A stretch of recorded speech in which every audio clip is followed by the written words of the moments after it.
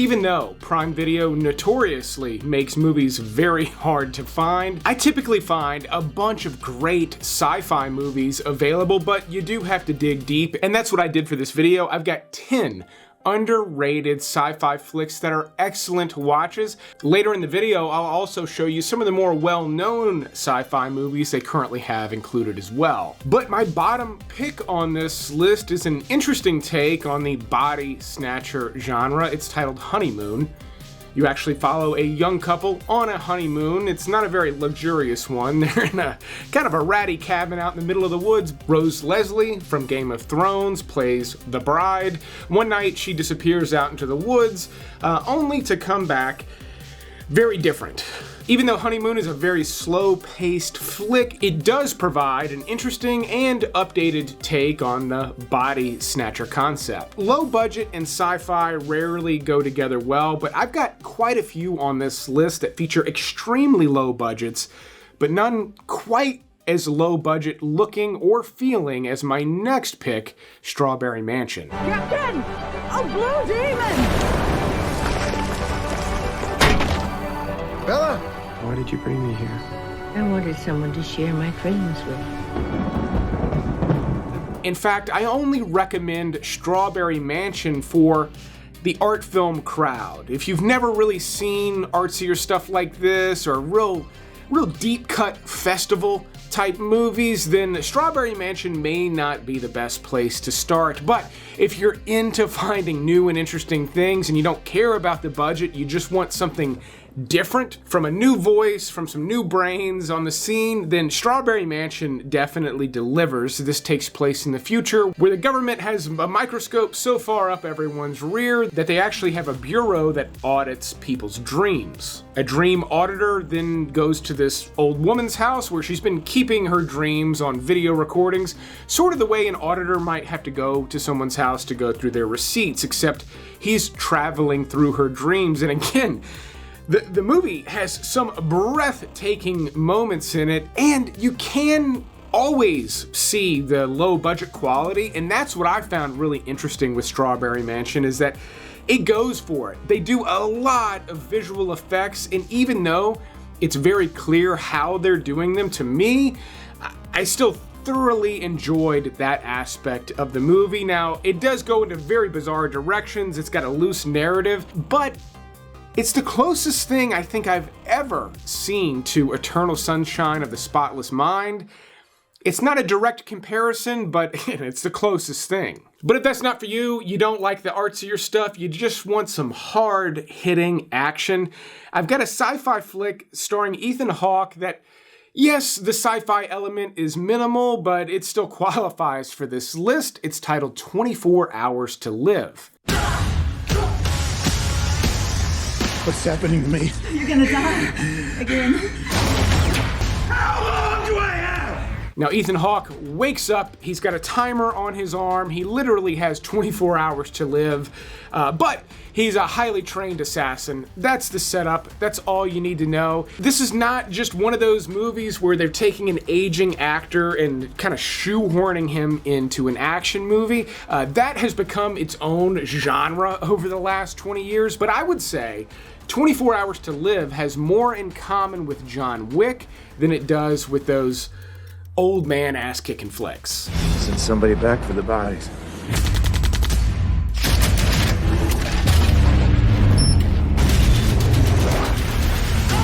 Next up, we've got a deep-cut cult classic that stars Don Johnson in a post-apocalyptic world and a bizarre underground society. A Boy and His Dog. A film that has become a cult legend. Right now I'm hungry and I want to get laid. That's what you always say. You go find a chick and I'll hustle us up some food. No food, no females. Now, this movie has influenced countless post-apocalyptic movies, and yes, he's got a talking dog that helps him hunt down women. It's actually kind of a shockingly kinky flick. Hell, they didn't have to cut her.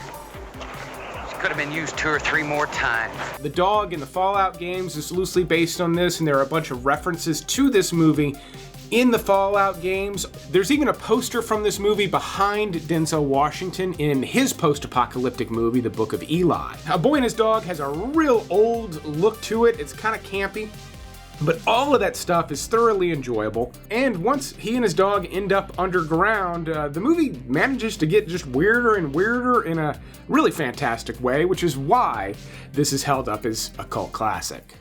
L.Q. Jones, A Boy and His Dog. A film that has become a legend by word of mouth. Rated R. Now that's a great movie recommendation for dog lovers, but so is my next recommendation, which is today's sponsor, Sundays for Dogs, because they extended the life of our dog, Peanut. As she was getting older, all of a sudden out of nowhere, Peanut just stopped digesting the food we were giving her. Food that we thought was premium food, all of a sudden she was not digesting it and her weight dropped rapidly, which is a problem for a little dog. As soon as we switched her to Sundays, she started putting weight back on immediately, and that's because Sundays is loaded with 90% human-grade meat, meaning meat that is safe for human consumption. The other 10% is vegetables with no synthetic ingredients. But on top of it saving Peanut, the thing I really loved is there's no messy prep or cleanup with Sundays, and that's because it's air-dried dog food.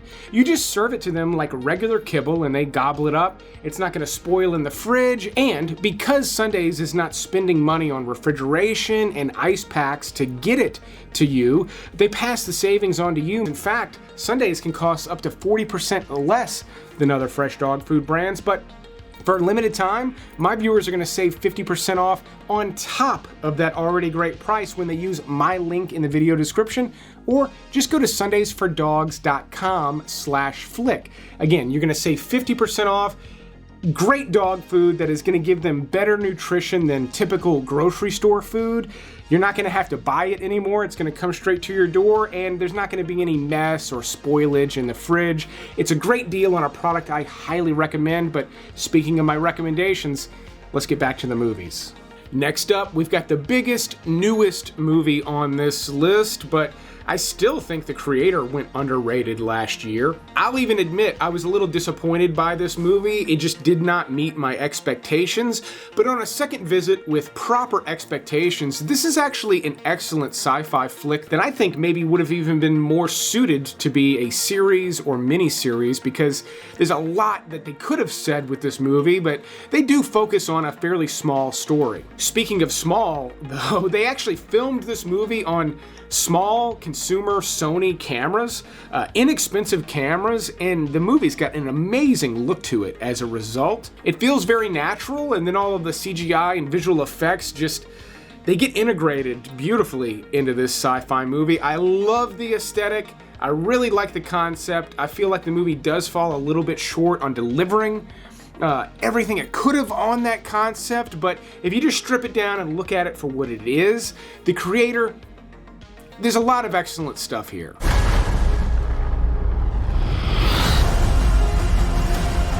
Now, I think it's been a while since I recommended an anime movie here on Flick Connection, but my next one is an anthology anime that just has incredible stories, and they're pretty varied and different in their animation style and their messaging. But Memories starts off with a banger.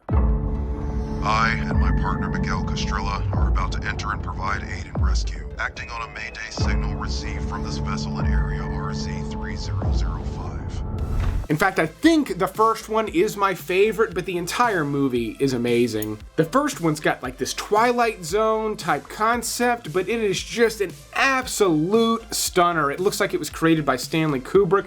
There's so many amazing elements in that first sequence. There's kind of a war-themed one that just has a just eye-popping animation. I love the way this movie looks. There's even a story that involves like this poisonous gas. I loved the music for that one. This one is just highly entertaining, and because it's an anthology, it just keeps on moving. This is one of those anime flicks that, while it's maybe not the best one to watch first to introduce you to anime, you certainly could. This could be your first watch, and I think it's enough to hook some people into this genre. Next up, I've got one that I did talk about recently on the channel. I try not to do that a ton, but it was just recently added to Prime and it fits right at home on this list. It's titled Otherlife. Do you want to see something cool? I didn't think it'd be so real. As real as anything else. This is also a very low-budget sci-fi flick, and they make great use of the low budget in this one, and that's because the concept here is so strong. You're in the future, there's this new form of virtual reality experience that revolves around a substance that you actually drop into your eyes, but it compresses time. They set a lot of things up really well with this, and then like I said, they exploit the hell out of the concept in Otherlife. They nailed it. I mean, conceptually, this is on like a Christopher Nolan level, in my opinion. Production-wise, it's nowhere near it. I mean, there's this fraction of a budget, but in terms of delivery, Otherlife nails it. Now, not only did I talk about Otherlife recently, but there were a lot more movies I wanted to recommend on this list. I either talked about them too recently, or they're just a little too well known to find a home on this list. But before my top 3 on this list, here's a quick look at some excellent sci-fi flicks I found on Prime. I'll be sure to include all of these in the list recap coming up at the end of the video, but I also always include the full list along with where you can stream them in other countries down in the top pinned comment of every video, so don't forget to check that out. And as always, my kids really like it when you like, comment, and especially love it when you subscribe to the channel. I was just thinking the only thing that's missing right now is a giant crocodile. But The Witch Subversion is the first in an emerging series from South Korea that's half sci-fi, half fantasy, all brutality. How does it feel? Incredible, right? The story revolves around a young girl who was experimented on. There's actually like a little coalition of people that have these telekinetic powers. I'll say that the first movie in this, again, emerging series, there's only 2 parts so far, probably a 3rd on the way, but the first part is fairly slow for the first almost 45 minutes. And then once things pop off, oh my goodness, this is such a cool flick. Aside from like a slight pacing issue, The Witch delivers. There are amazing visuals. It gets over the top in like the most exciting, delightful way. Unfortunately, with it being on Prime Video, your only option is to read subtitles here. Next up, we've got one of my favorite movies from some of my favorite indie directors, Moorhead and Benson. It's titled The Endless. Whoever's watching, I just wanted to say the Ascension is something that we've all been looking forward to. We couldn't be happier. I want to go back. This too, very low budget, extremely effective with that budget, and it's got touches of H.P. Lovecraft. Moorhead and Benson, the writer-director team, they star in this movie. They don't star in all their movies, but they star in this one. They play a couple of brothers who used to be part of a doomsday cult, and when they receive a mysterious tape in the mail, they decide to go back to the cult to at least make sure everyone's okay. Big mistake on their part. Once they're there, just bizarre things start happening, and I love this movie because not only is it very clever, extremely interesting all the way through, but they made this brilliantly clever little horror mystery movie with hardly any resources to speak of when you compare it to Hollywood. But The Endless was just so ambitious on their part in a bunch of different ways, and I gotta say, man, they nailed it with this one. And then we're gonna wrap this list up with another indie flick done on a micro budget with just absolutely breathtaking visuals, mind-blowing concepts, and as you can probably tell by its placement on the list, Ink also nails it. Now, you can kind of tell the low-budget nature by looking at it, but I'm telling you, man, this movie punches so far above its weight. I mean, so low budget, it was not even rated. So the movie's unrated. I will say, it's got nightmare fuel in it. Do not show this movie to your kids. The reason I say that is because it does remind me of movies like Labyrinth, but with a creepier, kind of harder edge to it. Ink successfully builds this really elaborate fantasy world inside of a indie flick with no prior property or anything, and they do it inside of 2 hours. They still tell an epic story, and I've been impressed with this movie since I discovered it. It was actually one of my early discoveries when Netflix started streaming movies. They mostly only had obscure movies like this back then, and Ink is still a strong recommendation from me.